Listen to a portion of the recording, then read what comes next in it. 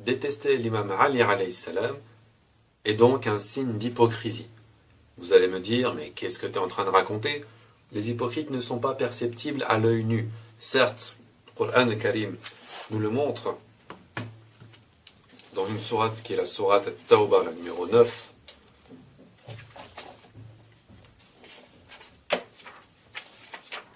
au verset 101, où nous pouvons lire: Parmi les Bédouins qui sont autour de vous, il y a des hypocrites, et aussi parmi les habitants de votre ville, Médine, etc. Il y en a qui se sont versés dans l'hypocrisie. Tu ne les connais pas. Allah Azza wa Jalla s'adresse ici au prophète sallallahu alayhi wa alayhi, en lui disant: tu ne les connais pas, mais nous les connaissons. Nous les châtierons 2 fois, puis ils seront ramenés à un grand châtiment. Donc d'après ce saint verset, le prophète sallallahu alayhi wa alayhi n'arrive pas à percevoir, n'arrive pas, lors d'une première rencontre, d'une première approche, à voir si oui ou non son interlocuteur est un hypocrite. Mais il existe des signes d'hypocrisie. Il ne peut pas le voir directement sur les traits d'une personne, mais il peut le savoir à travers les actions, les faits de cette personne. Et ceci est confirmé dans la sourate numéro 47, au verset numéro 29. Regardez ce qui est écrit. Ceux dont le cœur est atteint s'imaginent-ils que Dieu ne fera pas paraître leur haine?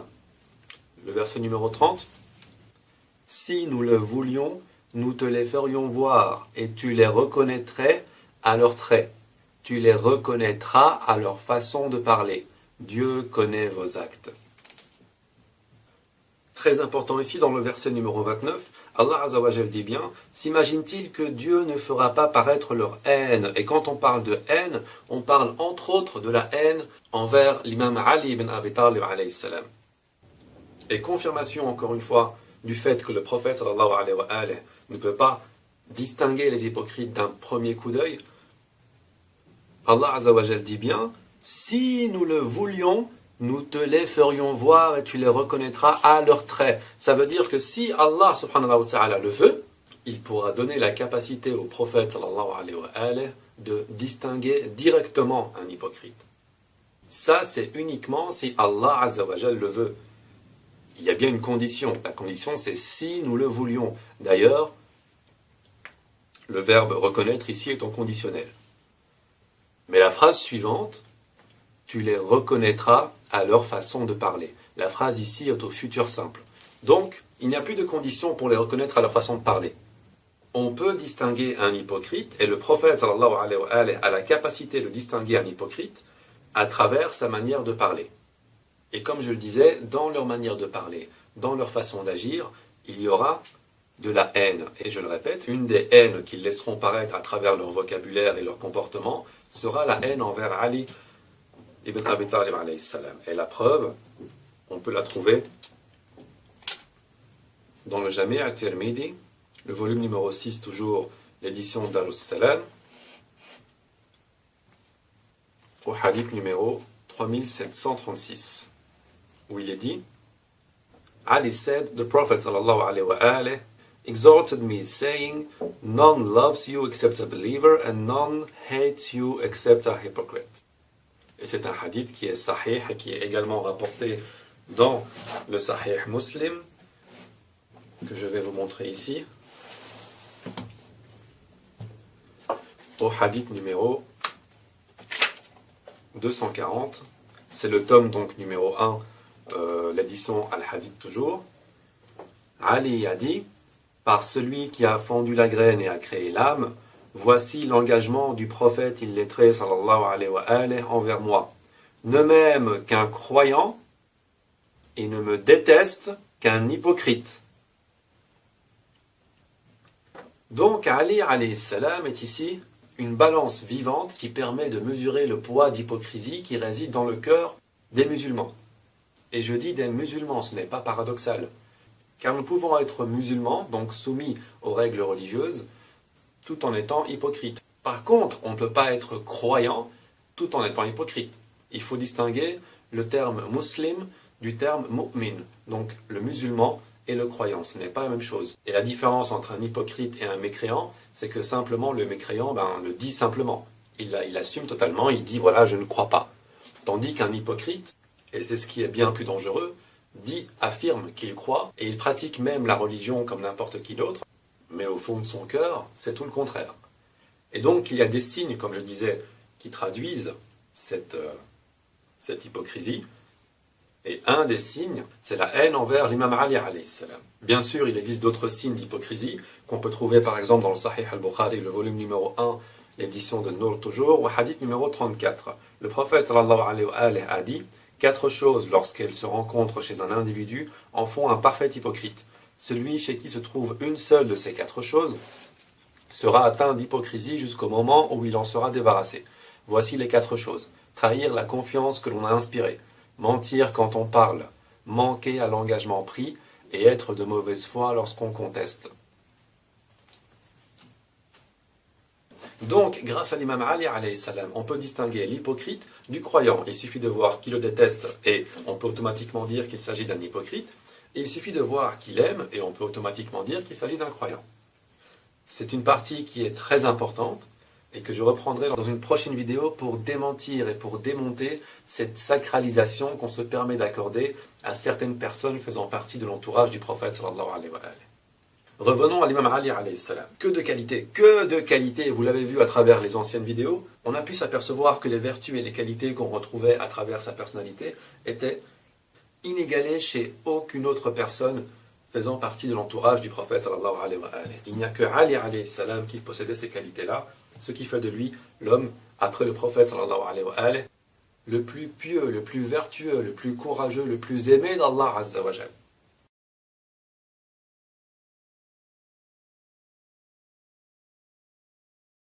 Après l'analyse de toutes les qualités de l'imam Ali alayhi salam et l'apport de preuves de sa supériorité par rapport aux compagnons du prophète sallallahu alayhi wa sallam, il est totalement logique qu'après la mort du prophète sallallahu alayhi wa sallam, Ali sallallahu wa sallam alayhi continue à propager l'islam, continue à propager le message. Et vous pensez que lorsque le prophète sallallahu alayhi wa sallam a su qu'il allait mourir, il était encore question pour lui d'abandonner la propagation de la foi, qui venait à peine de naître. Cela ne faisait que depuis 20 ans que le message, que les enseignements, que les exégèses, les interprétations étaient enseignés. 20 ans seulement. C'est la science de la religion. Regardez, nous aujourd'hui, rien qu'en médecine par exemple, il nous faut 7 à 12 ans d'études pour comprendre une science qui est très restreinte, qui est la médecine. C'est vraiment très restreint, ça ne se limite qu'au corps humain. Mais là, on parle de religion. Là, on parle d'une science qui regroupe toutes les autres sciences. Dans la religion, il y a quoi? Il y a la médecine, il y a la géographie, il y a la politique, il y a la philosophie, il y a la psychologie, il y a évidemment la religion, il y a le spiritualisme, il y a tout ça, il y a toutes ces sciences qui sont regroupées. Vous pensez qu'en 20 ans seulement, le prophète sallallahu alayhi wa sallam a pu enseigner toutes les facettes de cette science à tous les croyants? Non, bien sûr, la révélation est terminée. La révélation est finie, tout ce qui est dans le Coran Karim a été révélé, et il n'y a plus de révélation après la mort du prophète sallallahu alayhi wa sallam. Mais il s'agit là d'interprétation. Nous connaissons aujourd'hui les exégèses et les interprétations du Coran de plusieurs imams différents. Mais pourquoi est-ce qu'il y a divergence d'opinion entre plusieurs interprétations, plusieurs livres d'interprétation, alors que nous savons qu'elles proviennent d'une seule et même source, qui est le prophète sallallahu alayhi wa sallam? C'est bien lui qui recevait la révélation, et donc c'est lui qui était le plus à même de savoir quelle était la réelle signification de ces versets. Où est son interprétation personnelle? Vous allez me dire, il n'a pas eu le temps. Voilà, il a reçu la révélation lorsqu'il avait 40 ans, et il est mort vers 60-63 ans d'après l'une ou l'autre source. Et en 20 ans, comme je l'ai dit, eh bien, il n'a pas eu le temps de tout expliquer.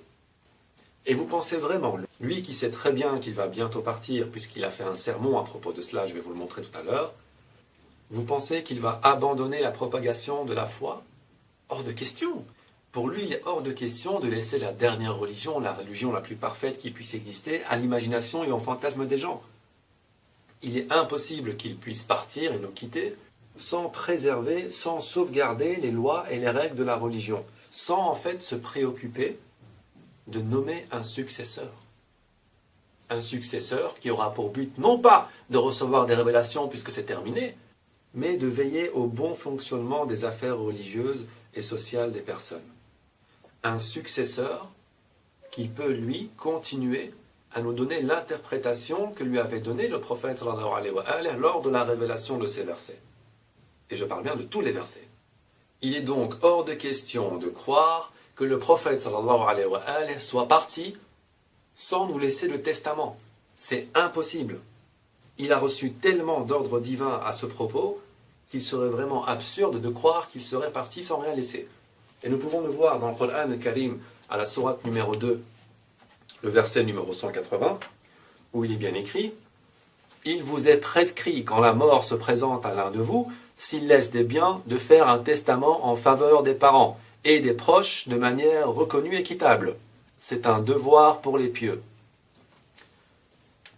Le fait de faire un testament est donc un devoir pour tout musulman pieux.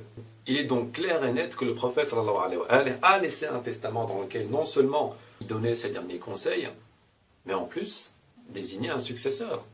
Et le prophète sallallahu alayhi wa alayhi a laissé ce testament. Et il a bien désigné son successeur. Et ce, à travers de nombreux hadiths.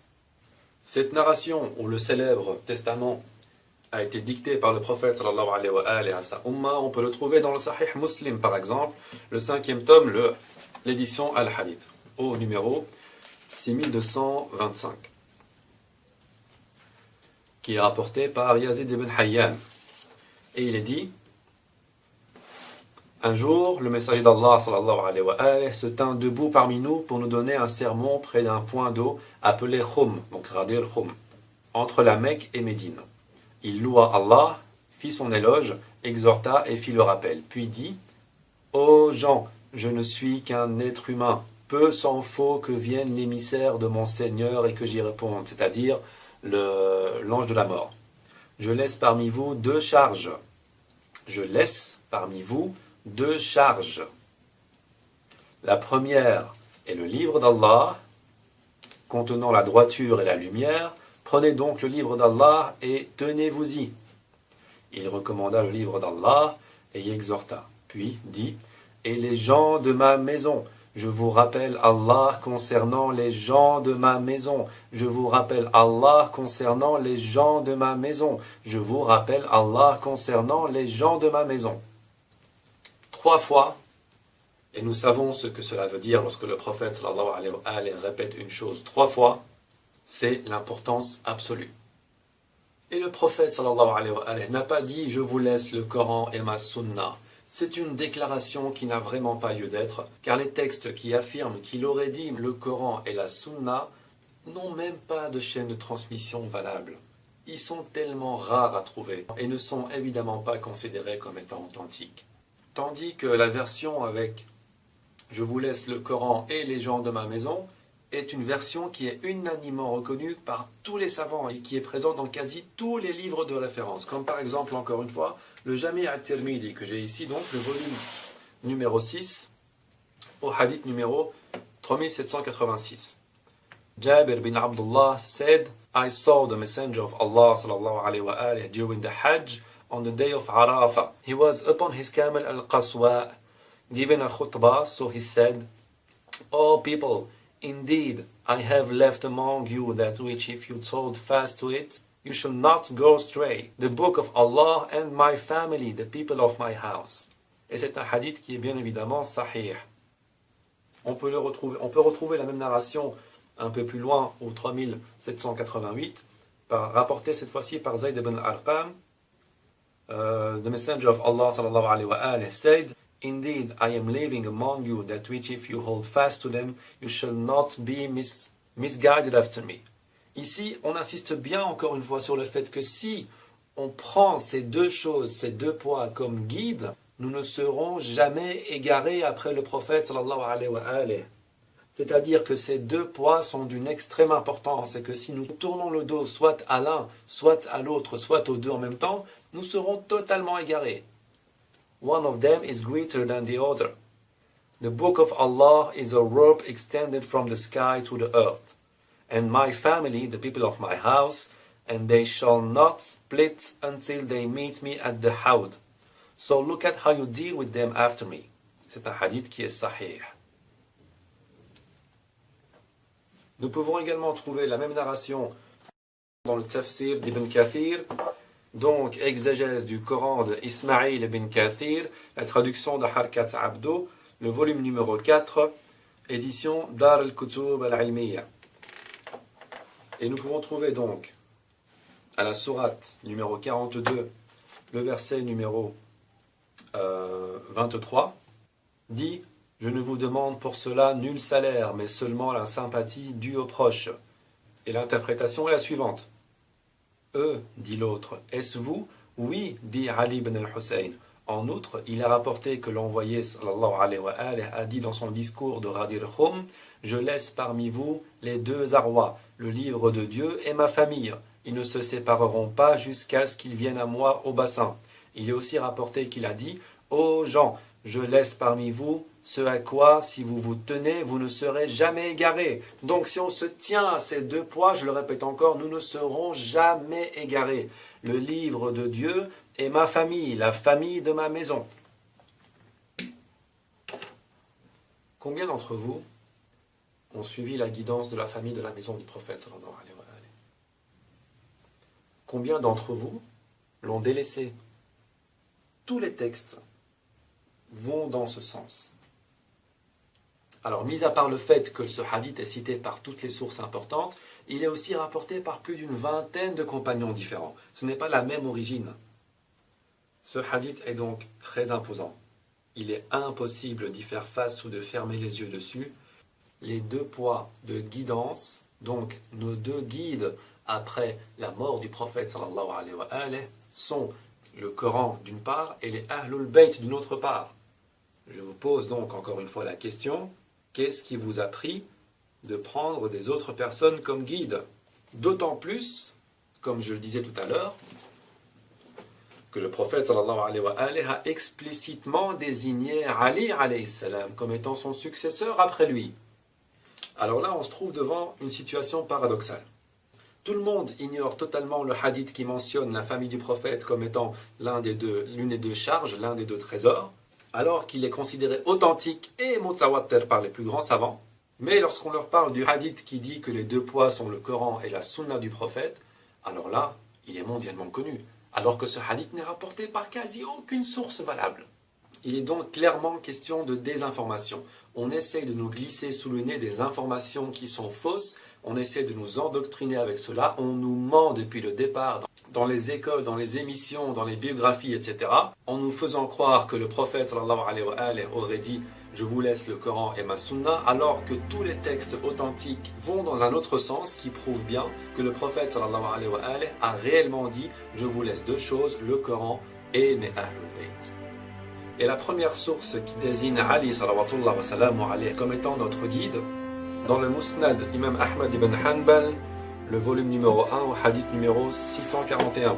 Regardez bien car il y a un lien avec l'exégèse que je viens de lire. Regardez attentivement.